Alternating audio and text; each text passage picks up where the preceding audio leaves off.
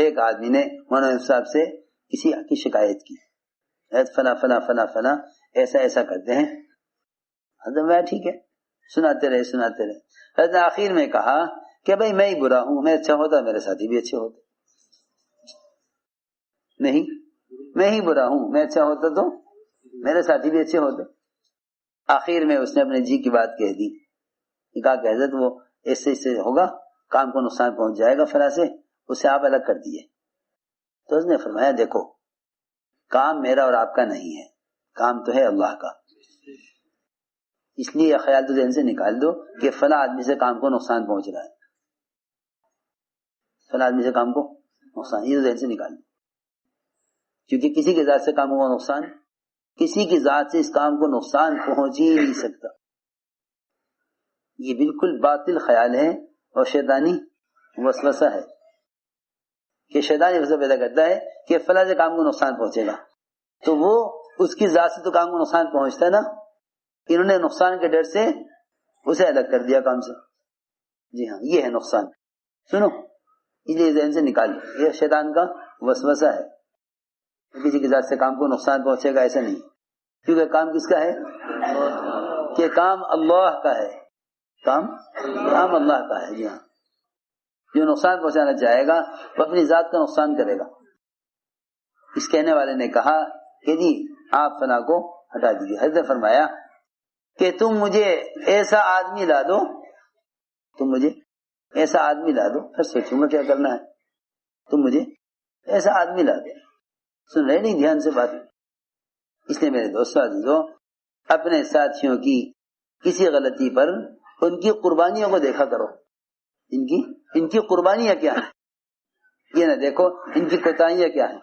صحابہ کرام کا مزاج یہ تھا کہ غلطی کرنے والے کی قربانی کو دیکھتے تھے، غلطی کرنے والے کی قربانی کو دیکھتے تھے، غلطی کرنے والے کی قربانی کو دیکھتے تھے تاکہ یہ آدمی ضائع نہ ہو جائے.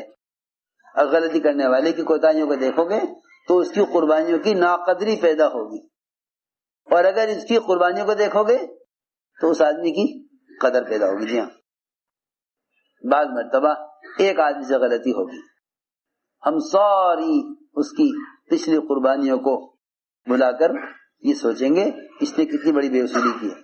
اور حضور اکرم صلی اللہ علیہ وسلم کا معمول یہ تھا کہ جب آپ کے سامنے کسی کی شکایت کی جاتی تو آپ صلی اللہ علیہ وسلم فرماتے کہ اس کی خوبی کیا ہے. اگر ایک آدمی کے اندر 100 برائیاں ہیں اور ایک بھلائی ہے تو اس ایک بھلائی کی وجہ سے اس آدمی کا اتنا ہی اکرام کیا جائے گا جتنا اس آدمی کا اکرام کیا جائے جس کے اندر 100 خوبیاں ہیں. ایک آدمی کے اندر 100 برائیاں ہیں اور ایک خوبی ہے، تو اس ایک خوبی کی وجہ سے اس آدمی کا اتنا اکرام کیا جائے گا جتنا اس کا اکرام کیا جائے جس کے اندر 100 خوبیاں ہیں. کیونکہ دیکھو بھائی اکرام اس لیے ہے کہ یہ محمد صلی اللہ علیہ وسلم کا امتی ہے، یہ آپ کا امتی ہے. اللہ اکبر. جب ایک مسلمان کا مقام بیت اللہ سے اونچا ہے تو ایک مسلمان کا احترام بیت اللہ سے زیادہ کرنے کا حکم ہوگا یا نہیں ہوگا؟ کیوں بھائی کتنے پیسے لوگ جمع کرتے ہیں بیت اللہ کی زیارت کے لیے، کتنی کوششیں کرتے ہیں کہ کسی طرح بیت اللہ کی زیارت ہو جائے. اللہ کتنی تمنائیں، قرآن اندازی ہو رہی، نام آ جاوے، دعائیں مانگ رہے، دعائیں کروا رہے، زیور بیچ رہے، قرض لے رہے، کسی طرح بیت اللہ کی زیارت. حالانکہ ایک مسلمان کا مقام بیت اللہ سے اونچا ہے. ایک مسلمان کی عزت کا کیا مقام ہوگا جب ایک مسلمان کا مقام بیت اللہ سے اونچا ہے؟ سوچو تو صحیح. اس لیے جب کسی کی کوئی غلطی سامنے آیا کرے تو سب سے پہلے اس کی قربانی کو دیکھا کرو. چنانچہ ایک جنازہ لایا گیا، لا کے رکھا گیا. حضور اکرم صلی اللہ علیہ وسلم کو خبر کی گئی کہ جنازہ آیا ہے، آپ تشریف لائیے نماز کے لیے. جب آپ آنے لگے تو عمر نے پوچھا کس کا جنازہ ہے؟ کہ جی فلاں کا ہے. فرمایا نہیں، وہ آدمی بہت برا آدمی تھا، وہ آدمی بہت برا آدمی تھا. اور اپنی برائی میں بہت مشہور تھا، لہذا حضور اکرم صلی اللہ علیہ وسلم اس کے جنازے پر تشریف نہ لائے۔ سنو، حضرت عمر نے آپ کو روکا، سامنے سے آئے حضرت عمر، کہا کہ آپ نے اس کی نماز نہ پڑھائیں، آدمی اچھا نہیں ہے، بہت بدنام ہے اور بہت برا آدمی ہے، اس کی نماز کوئی اور پڑھا کر اس کو دفن کر دے گا، آپ اس کی نماز نہ پڑھائیے، آپ اس کی نماز نہ پڑھائیے، کوئی اور پڑھا کے دفن کر دے گا، اس کو اچھا نہیں لگتا کہ آپ اس کی نماز پڑھائیں۔ سارے صحابہ جمع تھے، جنازہ رکھا ہوا آدمی کا، آپ نے اعلان کیا صحابہ میں کہ تم سب بتلاؤ، تم میں سے کسی نے اس مرنے والے کو کوئی عمل کرتے ہوئے دیکھا ہے؟ یہ ہے جس کے بارے میں یہ کہہ دیا گیا کہ آدمی اچھا نہیں ہے، اس کی خوبی تلاش کرو۔ حالانکہ حضرت عمر جیسا آدمی کہہ رہا کہ آدمی اچھا نہیں ہے اور برائی میں اتنا مشہور ہے کہ آپ کسی کی نماز پڑھانا مناسب نہیں ہے۔ آپ کیا فرما رہے؟ سارے صحابہ میں اعلان کیا کہ تم میں سے کسی نے اس مرنے والے کو کوئی خیر کا کام کرتے ہوئے دیکھا ہے؟ کسی نے کہیں بھی دیکھا ہو؟ ایک صحابی نے کہا ہاں، اس مرنے والے نے ایک رات اللہ کے راستے میں پہرا دیا ہے۔ دیکھو، ایک انتظامی لائن کی ایک چیز، رات کا پہرا دینا، ایک مرتبہ اللہ کے راستے میں اس مرنے والے نے ایک مرتبہ صرف ایک رات پہرا دیا ہے۔ آپ نے فرمایا جو آنکھ اللہ کے راستے میں پہرا دینے میں جاگی ہے وہ جہنم کی آگ نہیں دیکھے گی۔ لو جی لو، اللہ تعالیٰ تو اس کو جنت میں داخل کر رہے ہیں، صرف ایک رات اس کی آنکھ پہرا دینے میں جاگی ہے، یہ جہنم کی آگ نہیں دیکھے گی، یہ آنکھ جہنم کی آگ نہیں دیکھے گی۔ فرمایا کہ عمر پیچھے ہٹ جاؤ، تمہیں کوئی حق نہیں ہے لوگوں کے اعمال کے بارے میں سوال کرنے کا۔ جی ہاں، اسی طرح فرمایا کوئی حق نہیں تمہیں، تم کسی کے عمل کے بارے میں ہرگز سوال مت کرنا۔ یہ ہے یہاں تو ہر سارا دن وہ ایسا، یہ ایسا، وہ ایسا، وہ ایسا، وہ ویسا، وہ ایسا، جی ہاں، اسی میں سارا دن اسی میں گزر جاتا ہے۔ آپ نے فرمایا حضرت عمر سے کہ عمر تمہیں کوئی حق نہیں کسی مسلمان کے بارے میں اس کے اعمال کے بارے میں پوچھنے کا۔ ہاں، تم یہ پوچھ سکتے ہو کہ جنازہ مسلمان کا ہے یا غیر مسلم کا ہے، بس اس سے زیادہ سوال نہیں کر سکتے۔ یہ فرمایا روایت میں ہے کہ یا عمر سل عن الفطرہ، کہ عمر سوال کر سکتے ہو اس کے مسلمان یا غیر مسلم ہونے کے بارے میں، تو پوچھ سکتے ہو کہ جنازہ مسلمان کا ہے یا غیر مسلم کا ہے، کیونکہ مسلمان کی نماز کا جنازہ پڑھنا ہے، غیر مسلم کا نہیں پڑھنا ہے بس، لیکن کسی کے اعمال کے بارے میں سوال کرنے کا تمہیں کوئی حق نہیں ہے۔ تو میں نے عرض کیا کہ یہ تھا مزاج کہ اگر کوئی آدمی برائی میں مشہور ہو گیا تو اس کی خوبی تلاش کریں، اس کی خوبی تلاش کرو۔ جی ہاں، ہم سمجھتے تھے کہ خوبیوں کا لین دین رکھو، اس سے تمہارا ماحول ستھرا رہے گا۔ کیا رکھو؟ خوبیوں کا لین دین، اس میں کیا خوبی ہے، اس میں کیا خوبی ہے، اس میں کیا خوبی ہے۔ جی ہاں، سمجھتے تھے کہ دعوت ایسا چمن ہے، دعوت ایک ایسا چمن ہے، اللہ اکبر، سمجھتے تھے دعوت ایک ایسا چمن ہے کہ اس میں دونوں داخل ہوں گے، اس میں سور بھی داخل ہوگا اور اس میں شہد کی مکھی بھی داخل ہوگی۔ شہد کی مکھی کو تلاش ہے پھولوں کی، صاف ستھرا چمن۔ جی ہاں، شہد کی مکھی کو کہیں کی تلاش ہے؟ پھولوں کی تلاش ہے، کس پھول سے اور کس پھل سے رس چوسنا ہے۔ کیوں؟ اس لیے کہ شہد کی مکھی وہ جو ہے، شہد کی مکھی وہ عام انسانوں کے لیے شفا کا سامان تیار کرنے والی ہے۔ کیا تیار کرے گی؟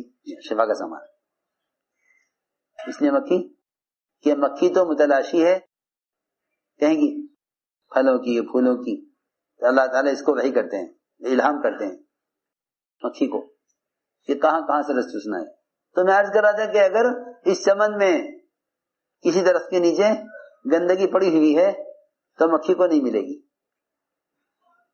مکھی کو نہیں ملے گی، کیونکہ اس کا ارادہ پھولوں کا ہے، گندگی کا نہیں۔ موجود ہے گندگی، لیکن اس کو نہیں ملے گی، کیونکہ وہ اس کی تلاش میں نہیں ہے۔